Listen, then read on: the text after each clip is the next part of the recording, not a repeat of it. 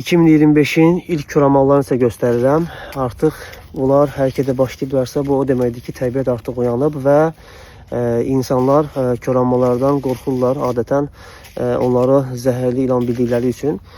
Bunlar ilan deyil, kərtənkələ növüdür. İnsan həyatı üçün heç bir təhlükəsi yoxdur. Və bu il sizə Azərbaycanda yayılmış bütün sürünənlər haqqında məlumat verəcəm. Hansı zəhərlidir, hansı zəhərsizdir. Bizi izləmədə qalın.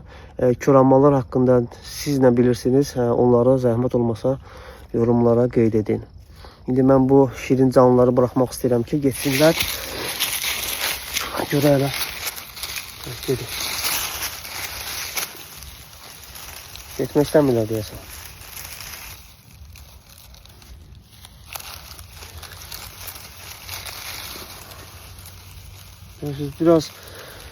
Biraz zaman keçiririk onlarla. Onlar belə insana öyrəşir.